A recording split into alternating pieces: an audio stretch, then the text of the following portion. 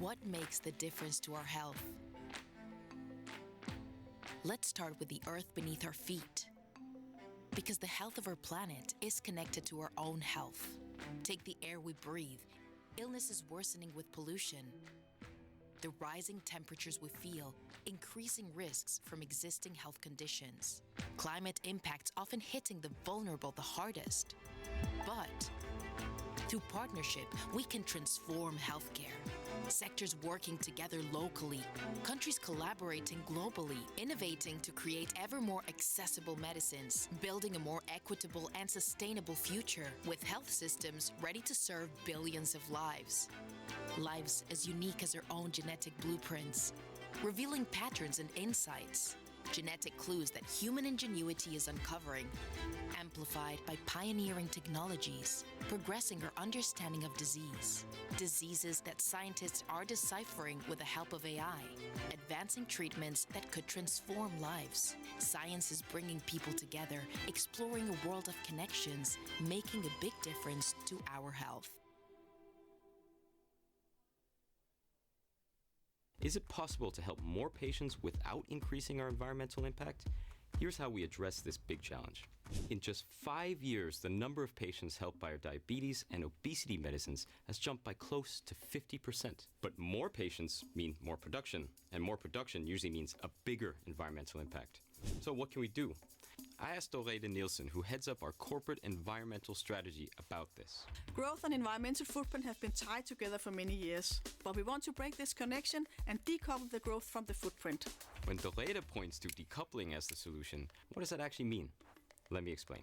Making medicine for a patient requires resources for things like production, packaging, and transport. For us, decoupling means examining how to decrease the environmental footprint of each step in the process. What other steps can be taken to create this decoupling?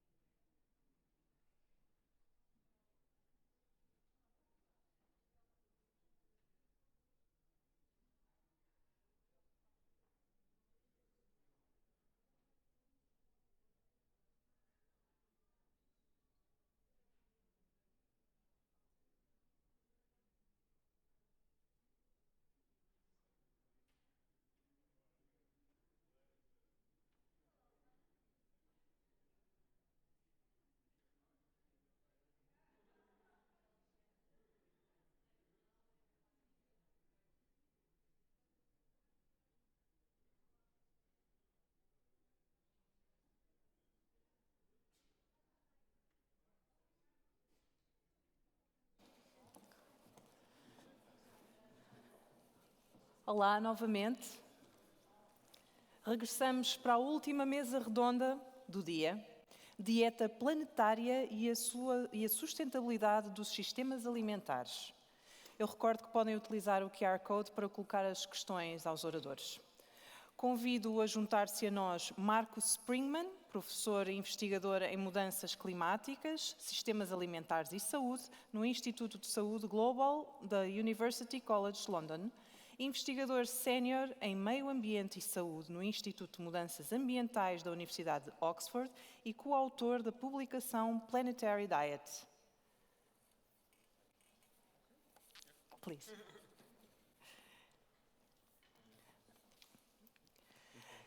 Para a mesa redonda, peço que subam ao palco Cecília Delgado, investigadora, docente e consultora em políticas públicas territoriais. Bem-vinda.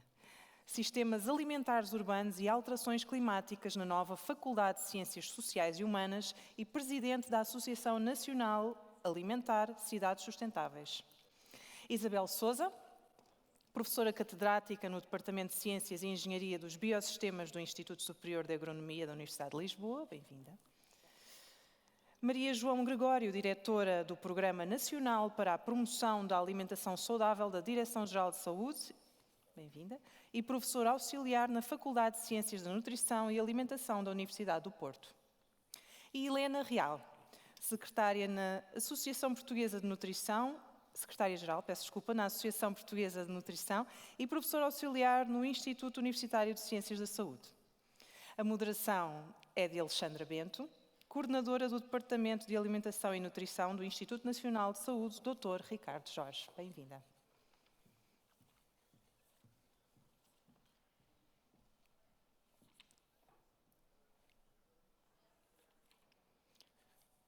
Bom trabalho, até já. Obrigada.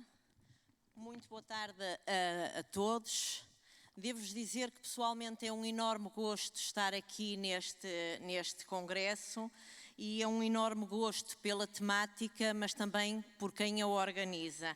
E deixem-me cumprimentar de uma forma muito afetuosa o Dr. Luís Campos.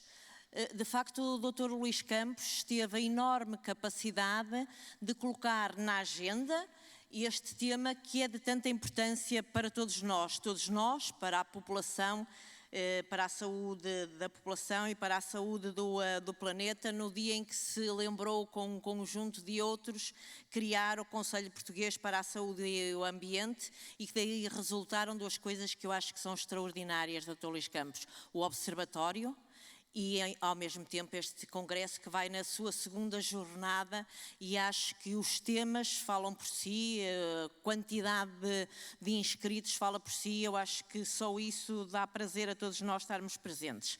Bom, dito isto, nós estamos nesta mesa com um tema importantíssimo, a dieta planetária e a sustentabilidade dos sistemas alimentares, e temos a grande sorte de ter um keynote speaker que tem trabalhado muito e investigado muito nestas áreas, na junção entre aquilo que são as alterações climáticas, os sistemas alimentares e a saúde. Como ouviram pela leitura inicial do currículo, é pessoa que tem um currículo extenso, que trabalha em duas grandes instituições de ensino e de investigação, e nós estamos muito habituados a ver o nome dele em documentos super estratégicos, como é o caso do relatório do Eat Lancet e em muitos outros, que acabam por servir para nós como guias orientadores para a nossa atividade, quer como docentes, quer a nossa atividade em âmbitos diversos, nomeadamente nas questões da saúde pública. Portanto, o professor Marco Springman, muito obrigada por estar connosco. Thank you very much. The floor is yours.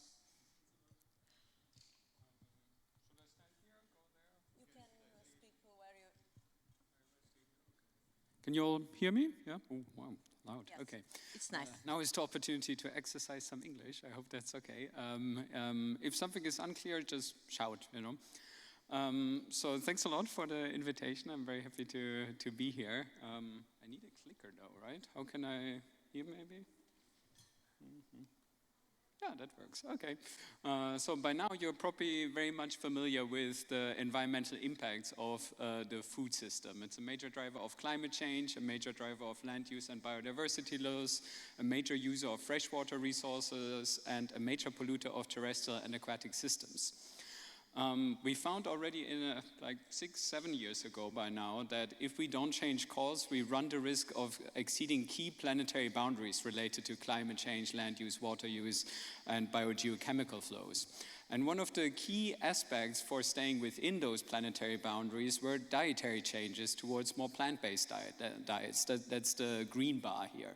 And not only for climate change, but for climate change it was essential basically. Without those dietary changes, it's basically from an accounting perspective not possible to stay below the 2-degree warming target adopted by in the Paris Agreement. But you can see here it would also result in additional impacts on these other domains. For so that we know now for 5 years. At the end of last year, in October, we published a second Eat Lancet report where we not only updated the scientific evidence, but we also provided some new quantifications. And I briefly want to run you through some of them. So, for example, instead of looking at those 5 planetary boundaries I showed you, we now have a quantification for all 9 planetary boundaries and a more refined set of indicators. Some of the new aspects we looked at are, for example, the air pollution impacts related to agriculture and the food system.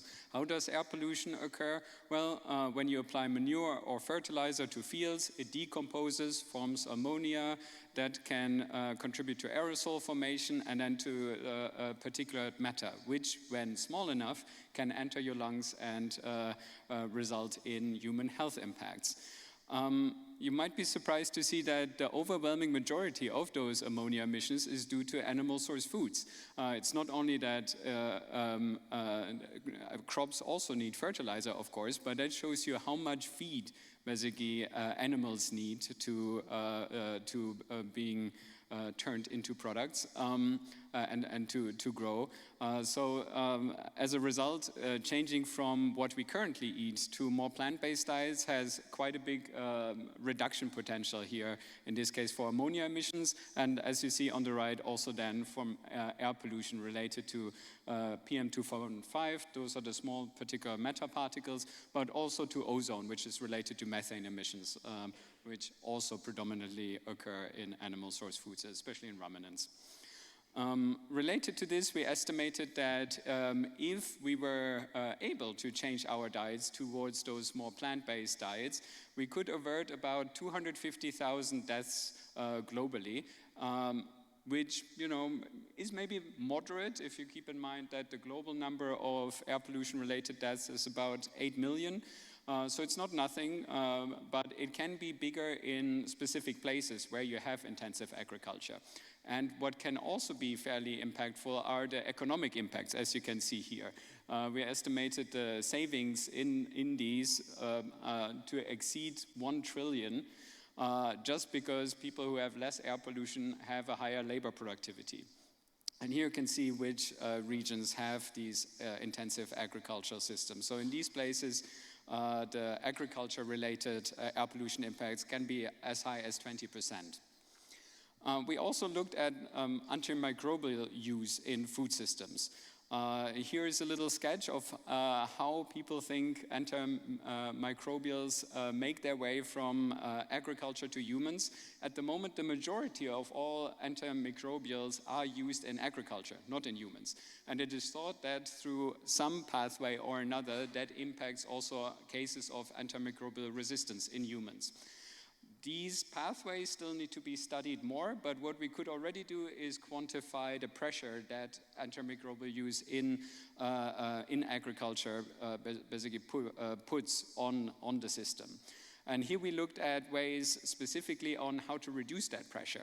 What you see here on the top left is how antimicrobial use can be reduced with biosecurity measures. So if you have higher biosecurity measures, you don't prophylactically need to give the animals so many antimicrobials, and they don't develop so many diseases, so you don't need to then treat them with antimicrobials. So therefore, especially when biosecurity measures are poor, there is a big potential of improving that. Then, of course, people always discuss changes in food loss and waste. So that is one aspect, but because not so many animal source foods get wasted. They are fairly expensive most of the time, not so much of a potential here. And then again, super big mitigation potential for dietary changes towards more plant-based diets. And the last one is if you combine them all. So I think that gives a nice sort of hierarchy of where the big impacts are here. I talked a lot about dietary changes. You're probably familiar with now those fairly prominent recommendations for planetary health diets. We didn't change them very much other than rounding some numbers here and there. So they're still also now with the new evidence, for example, from some dietary index approaches, still very much on point, we thought. What are those? Well, they recommend a predominantly plant-based dietary pattern. Meat and animal source foods are optional. If you have red meat, for example, you shouldn't have it more than once a week. If you have poultry or fish, you shouldn't have it more than twice a week each. If you have dairy, not more than 1 serving per day. And choosing whole grains instead of refined grains, and oils high in unsaturated fatty acids than saturated fatty acids. Oh yeah, and not too much sugar. And the other things you can splurge on, right? At least 5 to 6 portions of fruits and veg, 1 to 2 portions each day of legumes and nuts. Yeah, and that's basically it. Doesn't sound so hard, right? Strangely though, we updated also our comparison of how that differs between countries or from countries.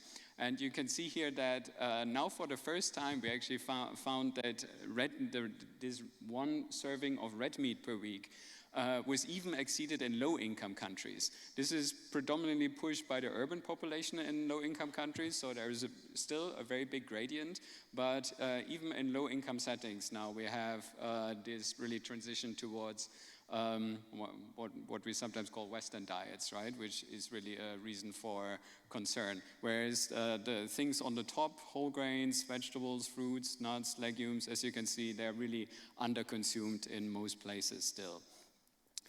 In the first Eat Lancer report, we already did an analysis of the nutritional adequacy of this dietary pattern. This time we improved on this and did also a nutritional adequacy analysis, but not only for every population in a country, but for every age and sex group within a country. And not only did we analyze the standard pattern, but when we found that there was a slight deficiency, we did some optimization within food groups. So for example, if there was, like, let's say, too little iron in some specific age-sex configuration in a country, then we try to adjust within the limits that those food groups are recommended. So we would, for example, increase the amount of green leafy veg within vegetables or of soybeans within legumes, and so on. And by doing that, we were able to get nutritional adequacy for all those different planetary health dietary patterns. As before, we still find that adoption of any of these could result in quite large reductions in mortality, reaching up to 18–19%. Those are approximately 10 million people that would not die from diet-related diseases each year. We did another mortality analysis that complemented that. That was based on an index approach that found slightly higher values, but I would say it's not as conservative as the kind of burden of disease comparative risk assessments that we did here. But nonetheless, both show quite a large potential in terms of avoiding diet-related disease death. This is our environmental analysis. We were able to do all these analyses with the same resolution. So always we had different dietary patterns, different regions, different countries, different age groups, different sexes. So, and the reason for that is that hopefully these data can contribute to initiatives in different countries and by different interest groups. So you can actually look up all the data we produced under this link here. It gives you a little bit of an explanation what we did. You can look up how the diets in your region of interest or in your country of interest differ from planetary health diets. So here is, for example, a snapshot for Portugal. So here you see what is at the moment consumed in terms of calories. compared to those 4 different planetary health dietary patterns. What you see is, well, too many calories. I guess anybody who works in public health here knows this about Portugal. Then mostly refined grains instead of whole grains. Even though there are more vegetables consumed than in other high-income countries, is still too little, as you can see here. Oil consumption is spot on, so brownie points for that. But red meat consumption is still way too high, and actually higher than other high-income countries. You can look at that in terms of changes as well. Here is the analysis of nutritional adequacy, focusing on the ones at risk in Portugal. The changes in mortality. So here we estimated for Portugal more than 20,000 disease deaths could be saved each year with healthier and more sustainable diets. And a third of those would be due to changes in the dietary composition, whereas the other 2/3 would be due to reductions in overweight and obesity, meaning reducing the overall level of intake. And most of this portion of overweight and obesity, those are refined foods, right? Refined grains, ultra-processed foods, and so on. And here is the environmental analysis that shows that adoption of predominant plant-based diets can reduce the average environmental impact anywhere between 50 and 60% in Portugal, and most of it associated with reductions in animal source foods. The last bit, so hopefully this will be useful, so please check out this Impact Explorer. The last bit that we advanced on a bit, and the first time included in the Eat Lancet Commission, is a justice dimension. And here we covered the right to decent work, the right to food, and the right to a healthy environment, which is basically the environmental analysis that I showed you. So I briefly want to just show you some of the other things. So for decent work, we looked at the labor requirements and labor transition pathways for agriculture.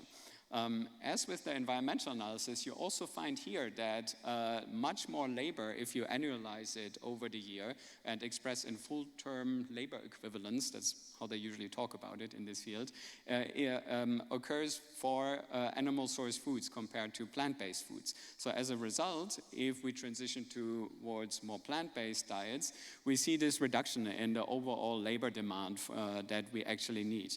But if you look at that at a regional level, what we also see is that those changes are really dominated by now high livestock producing regions. So because they will need to produce less basically in this, or wouldn't have to produce so much, maybe that's a better way of phrasing it, there would be quite a high reduction. But in some other regions that produce lots of horticultural products, they might need to produce a little bit more to also for if they want to participate in the export market. So for example, Portugal, you see actually slightly green here. So there would be a slight increase in the labor requirements due to expansion of the horticultural sector that we modeled here. But all of these just give you, of course, just an indication of travel. And hopefully they can be used for planning labor transition pathways. One aspect that sometimes people mention in terms of absorbing labor that might not be on the field anymore are meat and milk alternatives. Those are mostly ultra-processed foods, and we found that although they're usually better than the food they try to replace, they're really not as good as the unprocessed bean, lentil, nut, or whatever you have when it comes to health, environmental, nutritional, and cost aspects. So we very much promote rather thinking about the diet as a whole and without all those ultra-processed foods around. And that is, by the way, also true if you look at cultivated meat that we included here in terms of a scoping analysis. Lastly, in terms of affordable diets, in the last 20 seconds I have, we already know for some time that healthy diets are not affordable in low-income countries, and as a result, also the planetary health diet is not affordable. What can we do about it? Well, one aspect is maybe to have a more full-cost approach to diets. At the moment, our dietary patterns have health and environmental impacts that we don't see when we purchase food or when we eat. Pricing that in, and here you see how those external costs might evolve in the future, gives you a better handle of if diets are at a society level actually affordable. And if you do that, we see that doesn't look as red anymore. And in 2050, when you also have reductions in food loss and waste, for example, we could actually get to a situation where those healthy and sustainable diets are affordable. I end with this one here.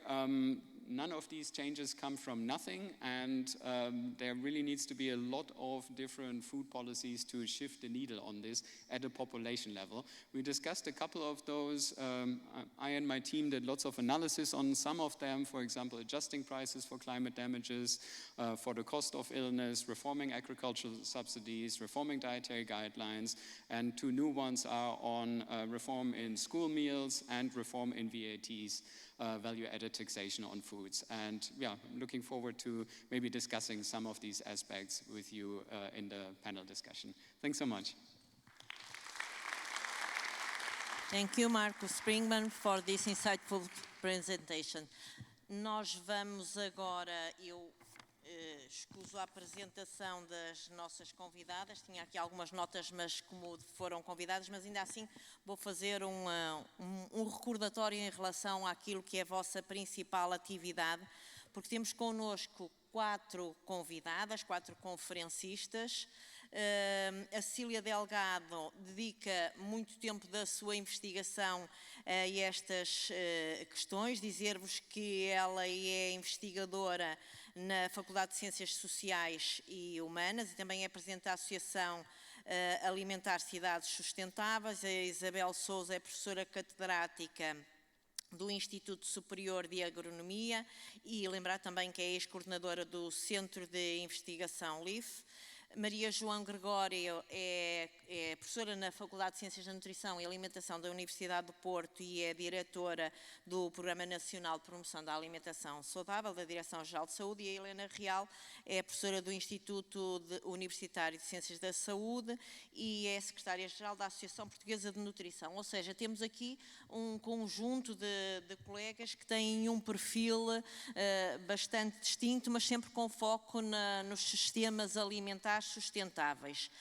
Em termos de metodologia, eu farei uma pergunta a cada uma delas. Espero que a resposta seja à volta de 7 minutos. Pedia para não demorarem mais do que isso, que é para também ainda termos oportunidade de passarmos a algumas questões colocadas por quem está connosco.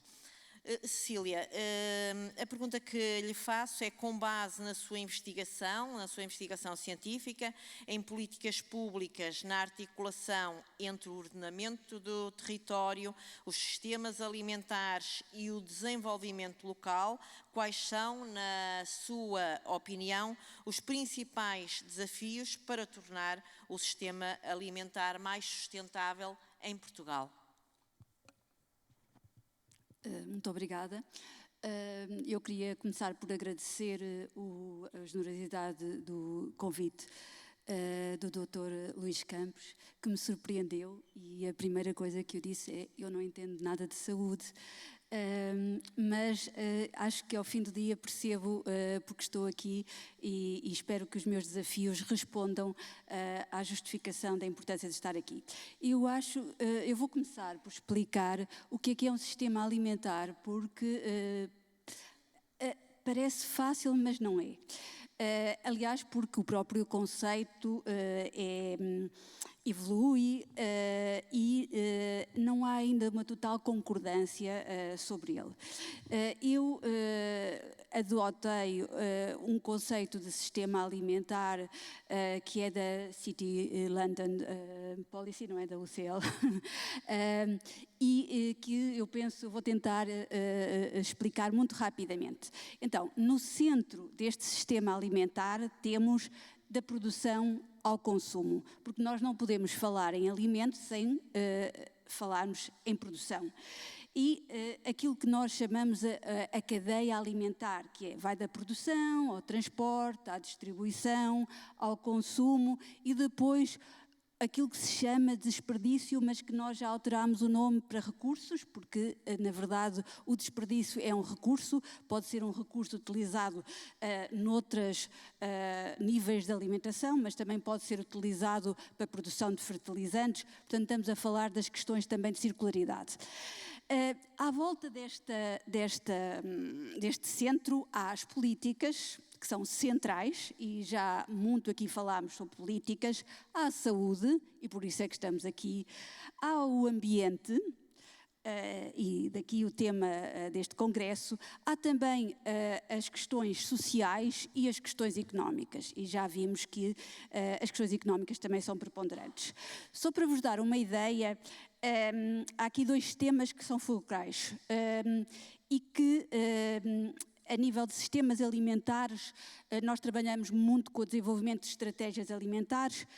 Aqui em Portugal é uma noção relativamente nova e com algumas limitações, eu vou tocar nisto ao de leve, mas temos, por exemplo, nos Estados Unidos, desde o final da década de 80 do século passado, que são desenvolvidas estratégias alimentares muito centradas na questão da obesidade, dos problemas cardíacos, etc.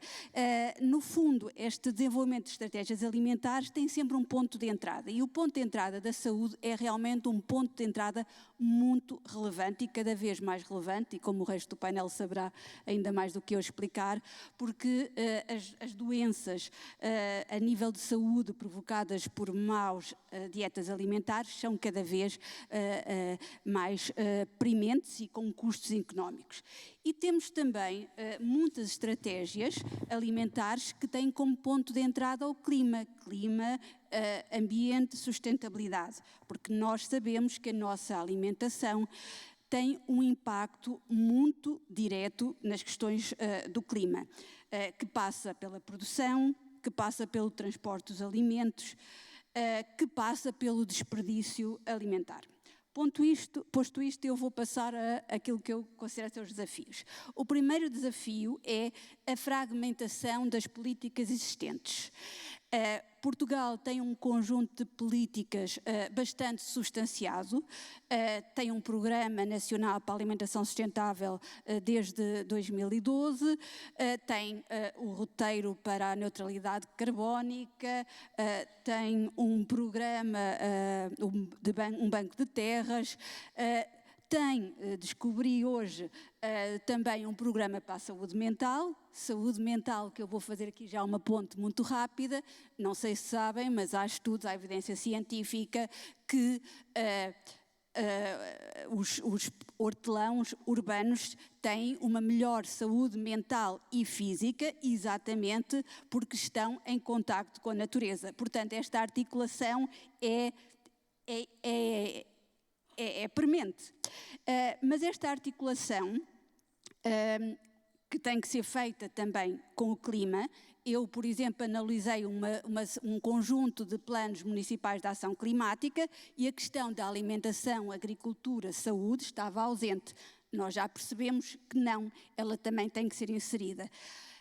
Isto tudo atesta que realmente nós temos políticas, mas não temos articulações.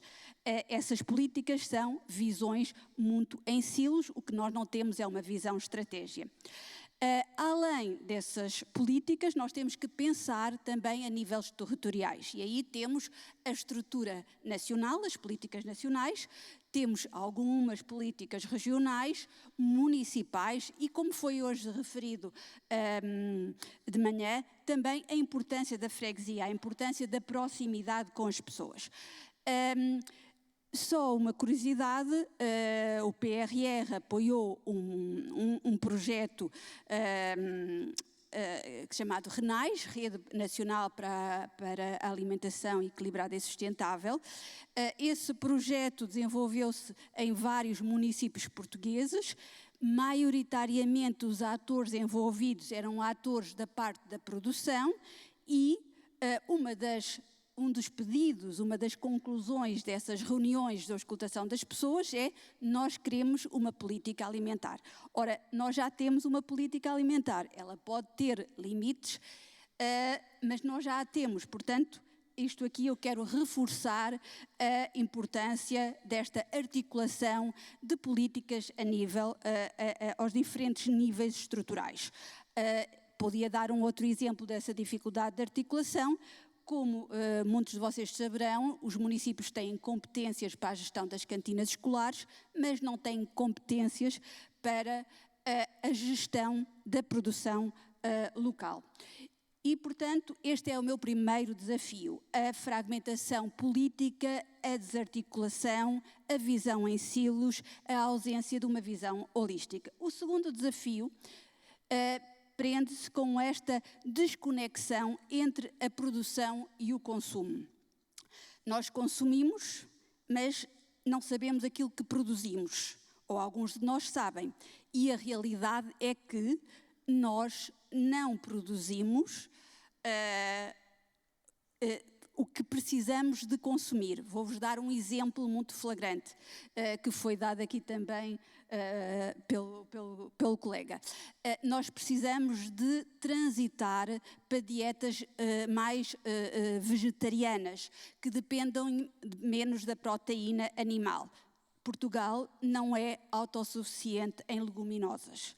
Portanto, como é que vamos construir essa articulação se há ou essa transição, se há uma desconexão entre aquilo que nós produzimos e aquilo que nós consumimos? Isso é também verdade nas hortícolas. Portanto, há aqui um desafio de se pensar a nível nacional, mas também a nível local dos municípios, sobre como é que vamos conectar a produção e o consumo. Eu friso aqui que os municípios não têm competências para trabalhar a questão da produção, e isto é um ponto-chave, porque também, como vimos hoje de manhã, é importante os municípios terem competências que lhes permita alavancar estes temas. Os municípios conhecem melhor o território, conhecem melhor as populações, portanto, é importante esta articulação de competências entre o nacional e o local. Eu vou já para o terceiro desafio. Muito rapidamente, isto foi evidente, a questão da produção e do consumo foi evidente no Covid, onde nós vimos o quão dependentes estávamos dos sistemas alimentares globais. E então, a terceira é a mais importante, que é a ausência de territorialização das políticas alimentares. Isto é, quando nós pensamos em produção, nós temos que ter território. E neste momento, os nossos planos diretores, o nosso urbanismo não pensa a produção como uma função do território. Isso é flagrante. Não podemos aumentar a produção local se não consubstanciarmos território para que essa produção possa acontecer. E a competitividade com outras funções é muito grande. Temos que o pensar, e temos que o pensar rapidamente. Eu vou-vos dar só o exemplo de Paris, do Grande Paris, em que os municípios já estão a adquirir terreno nos municípios confrontantes, porque eles querem, numa percentagem possível, ser autossuficientes. Portanto, temos que preservar o nosso território para a produção perto das cidades, porque é aí que nós vivemos também. Obrigada. Peço-lhe desculpa, Cecília, por ter chamado a atenção, mas para tentarmos de alguma maneira cumprir os tempos. Isabel, considerando os sistemas alimentares atuais em Portugal, que mudanças estruturais, na sua opinião, seriam mais importantes para apoiar dietas que sejam com certeza saudáveis, mas ambientalmente sustentáveis? Boa tarde, eu queria agradecer o convite e, mais uma vez, agradecer ao Dr. Luís Campos todas estas iniciativas fantásticas. Eu não tive a oportunidade de estar muito tempo neste congresso, mas já ouvi dizer que tem sido fantástico. E isso é uma coisa muito importante pela oportunidade do tema. Eu pegava um bocadinho naquilo que a colega Cecília já disse, e eu acho que nós temos que entender e atuar nos sistemas alimentares através da cadeia. Aliás, no nosso centro de investigação nós trabalhamos sempre em termos de cadeia e vamos desde o território até ao impacto na saúde do consumidor, mas de facto nós temos aqui um desafio muito importante. Temos vários, mas este eu acho que é fundamental, que é ganharmos a confiança do consumidor. De facto, nós hoje em dia temos muita informação, temos muito conhecimento e temos que conseguir passá-lo para o consumidor. Há muitos mitos que correm por aí e temos também à disponibilidade ferramentas fantásticas, desde logo os QR Codes. Podemos trabalhar em termos de transparência quando estamos a comprar. Todos nós compramos, todos nós somos consumidores. Podemos ter acesso, ou devemos ter acesso, ao caminho que o alimento percorreu. Isso é uma coisa que não é muito complicada de fazer e faz toda a diferença e dar o benefício da decisão ao consumidor. Esta questão é importante. As ferramentas digitais estão aí para serem utilizadas, mas nós temos mitos que temos que esclarecer e debates que temos que fazer. Nós, na União Europeia, temos uma segurança alimentar bem montada, temos regulamentos que nos dão confiança em termos dos alimentos que consumimos, mas importamos muitos alimentos. E nessa importação, muitas vezes, há questões críticas que se levantam. Obviamente que eu estou na área da transformação alimentar, produção e transformação, no início da cadeia,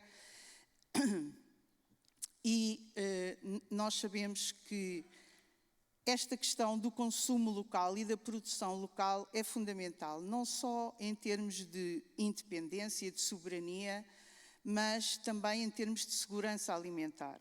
E hoje em dia há muitos desafios que se levantam, desde logo a questão da transição da produção agrícola para culturas mais adaptadas e mais resilientes às alterações climáticas e que acabam por coincidir com alimentos que trazem proteína, as leguminosas, como já foi falado.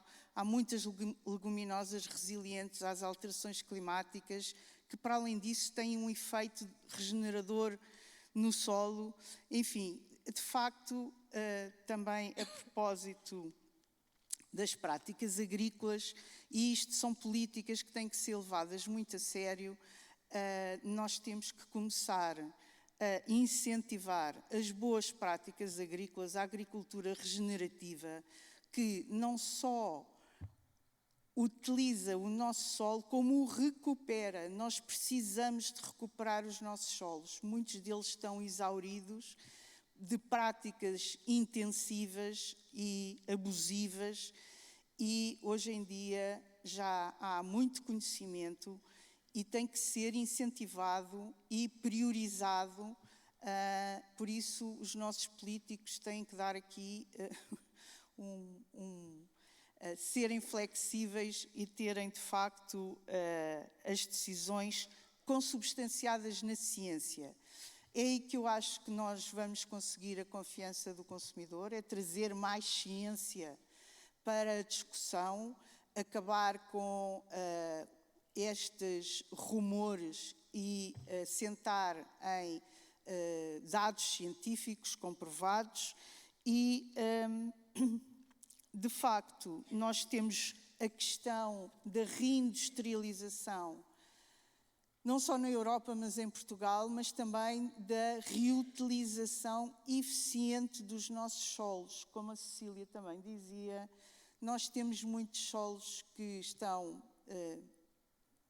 de uma forma pouco eficaz, a ser utilizados de uma forma pouco eficaz, e depois, como todos nós sabemos, temos os problemas da desertificação e dos incêndios, etc., por aí fora.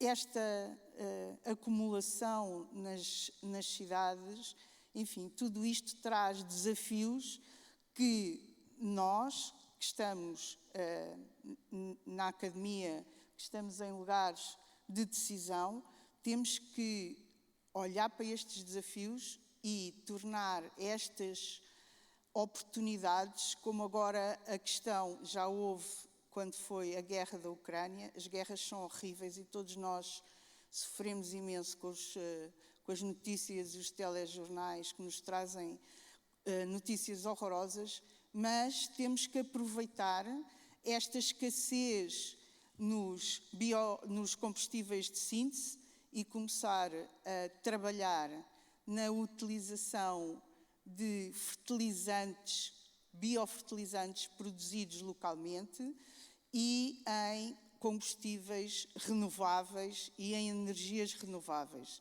E há muitas questões que se levantam a propósito destes temas e nós temos que ser capazes de trabalhar na cadeia toda, produzir alimentos locais, adequados às regiões e ao clima, com densidade nutritiva, porque temos aí muitas coisas, muitos vegetais, muitos hortofrutícolas a vender, que depois vamos ver, e os nutrientes são escassos, porque os terrenos, os solos, estão de facto depauperados. É preciso remineralizar os solos, arranjar uma situação muito favorável ao desenvolvimento dos micro-organismos que são fundamentais na produção agrícola e começar no início para conseguirmos impactar no fim da cadeia em termos de saúde no consumidor. E queria agradecer mais uma vez esta oportunidade e acho que consegui. Mais de conseguiu, não só conseguiu fazer uma excelente exposição, como conseguiu respeitar o tempo e, portanto, é um desafio que está vencido. Em relação à Maria João Gregório, eu gostava de lhe perguntar, do ponto de vista das políticas públicas, quais são ou qual é, no seu ponto de vista, as medidas prioritárias para nós promovermos dietas mais sustentáveis? Muito obrigada, professora Alexandra Bento, e começo também por agradecer naturalmente o convite para poder participar neste congresso e nesta importante mesa de debate ao Dr. Luís Campos e felicitá-lo também pela organização deste evento. Antes de responder à questão, talvez fazer algumas notas. A primeira, dizer que efetivamente a alimentação tem um impacto importantíssimo na nossa saúde, mas também naquilo que é o ambiente. E, na verdade, quando nós olhamos para os fatores de risco que mais condicionam a carga de doença no nosso país, nós temos a alimentação inadequada como fazendo parte dos 5 primeiros fatores de risco que condicionam quer a mortalidade, quer os anos de vida que vivemos com incapacidade. Mas quando olhamos também para aquela que é a pegada ecológica, nós identificamos também a alimentação como tendo um peso mais relevante. Estudos também para a população portuguesa mostram que a alimentação tem um peso de cerca de quase 30% naquilo que é a pegada ecológica dos portugueses, estando mesmo à frente dos transportes, que é muitas vezes aquele setor no qual nós mais tentamos implementar medidas para reduzir esta pegada. Portanto, com isto dizer que, de facto, há aqui uma ligação muito forte. E há também outro dado que vale a pena destacar, é que quando olhamos para os comportamentos alimentares que mais condicionam quer a pegada ecológica, quer também a doença, ou a carga de doença na nossa população, nós conseguimos identificar o elevado consumo de carne vermelha, em particular, como sendo um dos principais fatores.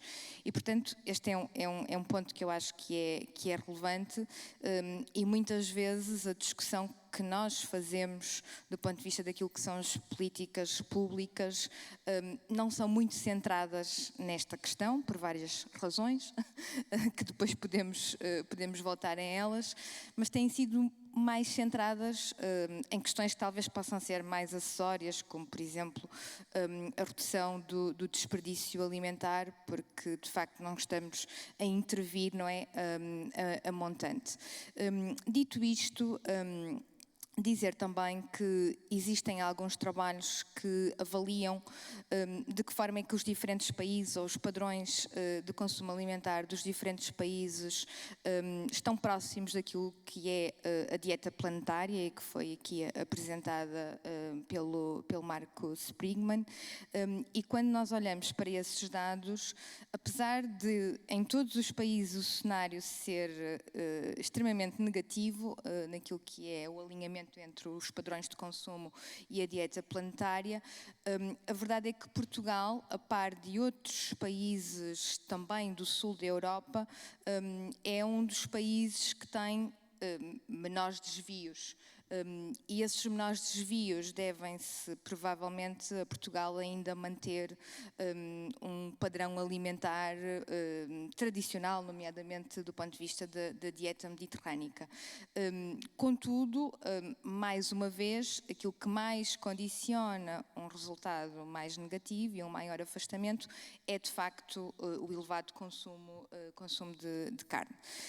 Passando para as medidas, dizer também que nós em Portugal temos um guia alimentar para a população portuguesa e o Marco também falou que uma das necessidades é nós atualizarmos os guias alimentares e vários países estão a fazê-lo e de facto Portugal tem, a última versão do guia é de 2003 e o guia alimentar português já não se distanciava muito das recomendações da dieta planetária. Na carne ainda assim, mas a verdade é que 75% daquilo que é o nosso guia alimentar é relativo a alimentos de origem vegetal. Nós temos um grupo específico para as leguminosas, portanto já demos o destaque devido a este grupo alimentar e temos de facto uma fatia muito reduzida para alimentos do grupo da carne, pescado e ovos e para além disso, se olharmos para a nossa roda dos alimentos, não conseguimos identificar nenhum alimento ultraprocessado e portanto nessa perspectiva as nossas recomendações estão adequadas. O problema é que a população não os cumpre e portanto nós utilizamos este guia como base para a definição de muitas políticas públicas e temos muita dificuldade na sua operacionalização, porque e eu sei que estou quase a terminar e portanto eu vou já concluir e vou estabelecendo a ponte para aquilo que me parece que pode ser uma das medidas prioritárias, que eu acho que pode ter mais potencial de poder ser implementada e também de poder promover alguma transição no sistema alimentar e que tem a ver precisamente com a modificação daquilo que são as compras públicas na área da alimentação. Porque, em primeiro lugar, aqui o Estado pode decidir o que é que quer comprar, portanto tem esse poder de decisão e, portanto, isso facilita.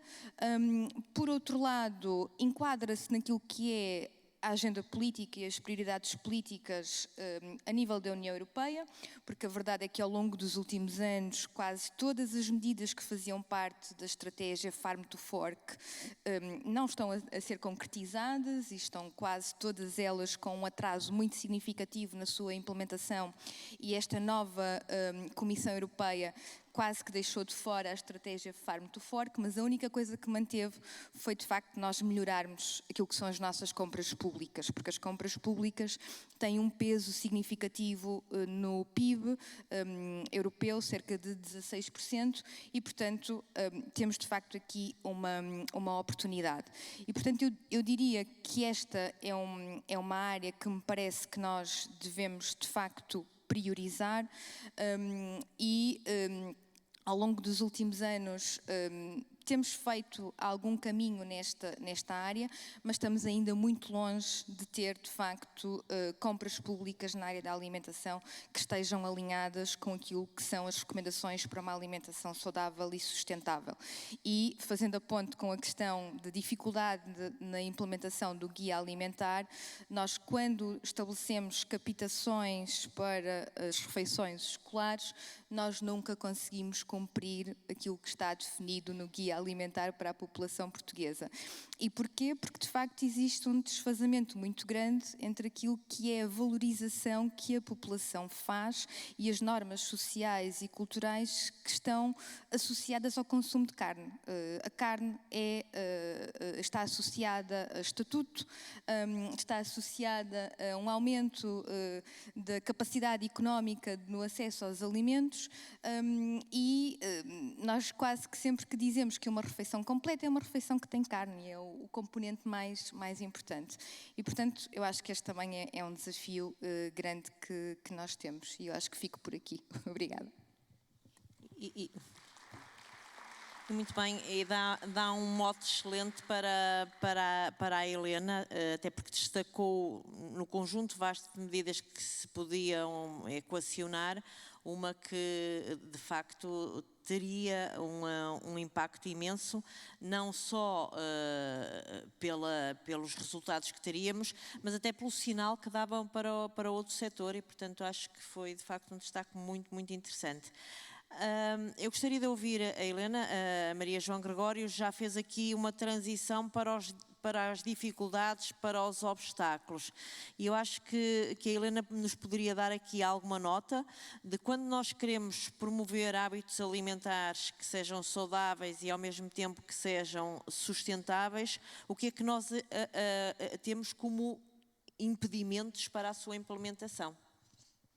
Muito bem, então antes de mais, boa tarde a todos. Muito obrigada pelo convite para cá estar. Cumprimento aqui na pessoa do professor Luís Campos o convite e cumprimento também pela organização deste evento e cumprimento aqui os meus colegas de painel. Ora bem, se calhar, e até porque nós estamos num congresso de profissionais, eu diria que se calhar um dos primeiros obstáculos é sensibilizar os profissionais. E se calhar é uma das questões que devem ser mais pensadas e com maior reflexão, porque se nós temos eventualmente um consumidor mais sensibilizado e que chega junto do seu profissional de referência, seja ele da área da nutrição, seja ele médico, enfermeiro ou outra área, e se perguntar ou se pedir com um aconselhamento sobre esta área e se não receber do outro lado do profissional um feedback positivo ou um reforço desta sensibilização, se calhar não conseguimos por aqui também avançar com este tema da sustentabilidade e em concreto a sustentabilidade alimentar. E portanto, se calhar pensar nesta perspectiva, neste que eu considero ainda ser um obstáculo, até porque se nós olharmos, por exemplo, para a formação de base dos profissionais de saúde, são pouquíssimos os exemplos em que encontramos referência à abordagem sobre estes temas nos planos de estudo de formação de base. E, portanto, nesse sentido, era a primeira questão que aqui apresentava, lá está esta sensibilização, a necessidade de trabalharmos os profissionais numa primeira instância. Depois, pensando na perspectiva então do consumidor, e olhando para o consumidor e olhando para aquilo que é a perspectiva atual dos consumidores, há estudos que mostram que o consumidor começa a estar cada vez mais sensibilizado, tem acesso a mais informação e tem vontade de ter escolhas mais sustentáveis. Mas, por outro lado, também percebemos que é um tipo de consumidor que tem mais dificuldade em fazê-lo. E eu aqui gostava de reportar dados de um estudo que a Associação Portuguesa de Nutrição fez recentemente e que apresentou os dados recentemente sobre literacia alimentar da população residente em Portugal. E o que víamos é que, de facto, havia uma maior dificuldade reportada pelos portugueses em matéria associada sobretudo à questão da sustentabilidade alimentar, ou seja, apresentava aqui uma menor capacitação para concretizar as questões ligadas à sustentabilidade alimentar. E falo mesmo nesta questão da concretização, até porque em contexto e em matéria de literacia, normalmente falamos daquilo que é o acesso à informação, o compreender a informação, mas também o avaliar e aplicar, e é precisamente nesta perspectiva da aplicação que há maior reporte de maior dificuldade por parte dos portugueses. E, sobretudo, em matéria de sustentabilidade alimentar. E é engraçado quando se começa a fazer a interligação entre estudos feitos mais ou menos no mesmo período temporal, em que se percebe que há os consumidores, há estudos de mercado que mostram, por exemplo, que o consumidor quer pôr a responsabilidade nas empresas, nos produtores, e esses é que devem realmente trabalhar a questão da sustentabilidade alimentar para eu, enquanto consumidor, poder ter acesso a alimentos mais sustentáveis. E eu dizia que era interessante ou é engraçado porque realmente percebe-se que possivelmente isto é explicado pela menor capacitação que o consumidor em si já sente. E, portanto, se sente menor capacitação para fazer escolhas mais sustentáveis, então prefere, se quer ser mais sustentável, prefere que realmente os operadores que estão para trás, que lhe conseguem disponibilizar os alimentos, o possam fazer. É claro que nós, quando falamos nesta perspectiva da capacitação e da vontade que o consumidor tem em ser mais sustentável, não nos podemos depois imiscuir da questão do próprio ambiente alimentar, da própria disponibilidade dos alimentos, porque até mesmo um consumidor mais desperto para estas matérias, mais conhecedor, muitas vezes chega ao ponto de venda dos alimentos e não tem acesso a informação importante, como, por exemplo, o modelo de produção, que já há pouco já se falou da agricultura regenerativa, e se calhar até há vários produtos, ou alguns produtos, vá lá, que possam ser produzidos neste modelo, mas eu até chego ao ponto de venda e até nem tenho acesso a essa informação. E, portanto, se eu não tenho acesso a essa informação, claramente isso é um obstáculo daquilo que é o nosso ambiente alimentar, daquilo que é o nosso contexto e que não permite realmente que nós consigamos concretizar. E, portanto, parece-me de facto fundamental que se trabalhe estas diferentes vertentes e de forma articulada, como dizia há pouco a Cecília, muito bem, esta questão da articulação é fundamental. E eu diria até mais também esta perspectiva da uniformização de mensagens, porque às vezes estamos todos a tentar falar da mesma coisa, mas de formas diferentes e também baralhamos o consumidor. E, portanto, são matérias que, a meu ver, se devem trabalhar e olhar para aquilo também a importância de todos os pilares, ou seja, não é por o consumidor ter menos capacidade de fazer estas escolhas que também deve ser desresponsabilizado naturalmente, ou seja, também tem que ter o seu papel, assim como todos os outros eixos desta cadeia alimentar. E aqui fica também a nota para a importância, lá está, daquilo que são as empresas, as instituições, o papel que têm nesta matéria, mas também os decisores e os políticos têm também aqui a necessidade de fazer esta advocacia para que haja um aumento nesta sensibilização e também nesta mudança do ambiente alimentar. E se calhar fazer aqui uma recuperação de tempo para as próximas questões.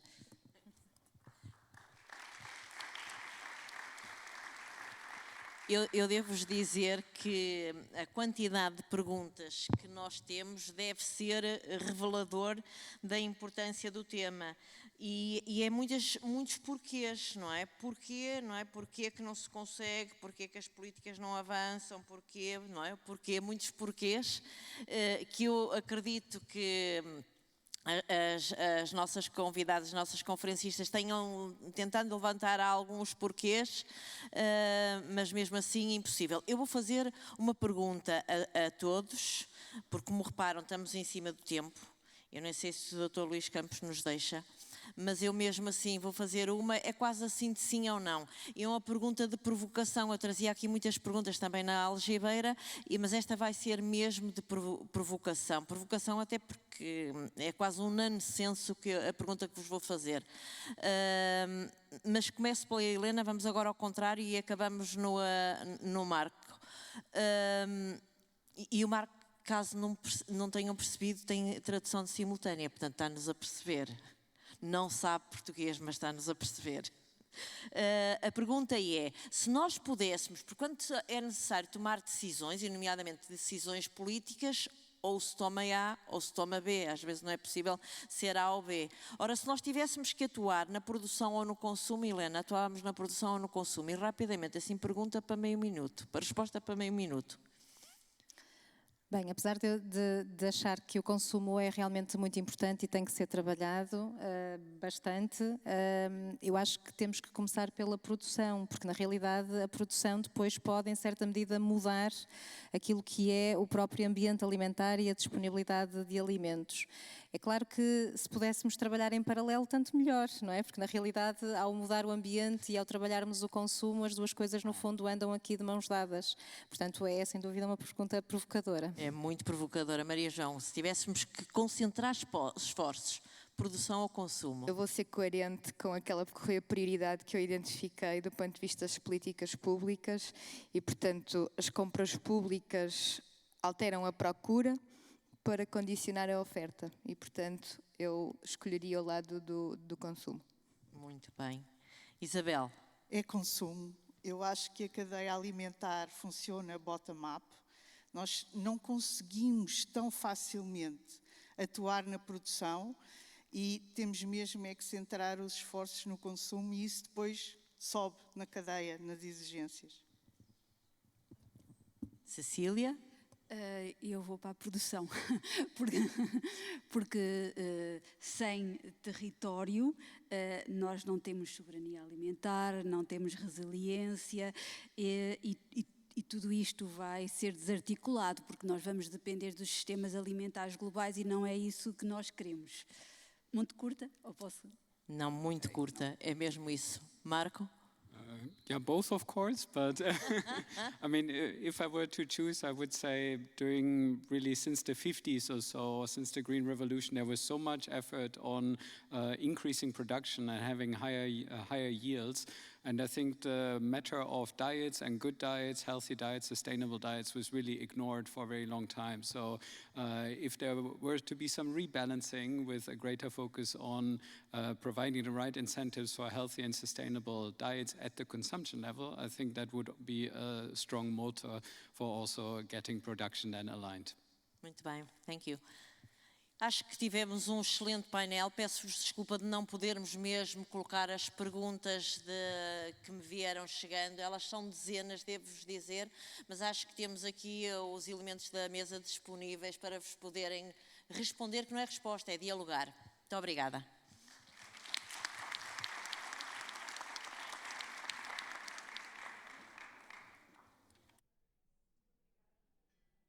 Terminamos assim o primeiro dia da segunda edição do Congresso Nacional da Saúde e Ambiente, juntos por um planeta saudável e sustentável.